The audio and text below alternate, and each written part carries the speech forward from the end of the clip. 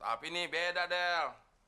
Kita bikin manisan kolang-kaling rasa stroberi, rasa duren, rasa mangga, rasa jambu, monyet. Rasa nasi rames ada gak? Ya bisa, kalau lu yang mesen. Terus masarnya gimana? Kita pakai aja jasa anak yatim piatu. Biasanya kan orang iba tuh kalau yang jualan anak kecil. Ah, puasa-puasa bikin dosa aja loh. Gak mau ah, gue gak ikutan, lo bisnis aja sendiri. Nah, anak-anak, kalian semua pada mau uang nggak? Mau, Bos. Bagus. Pada mau kerja? Mau, Bos. Bagus.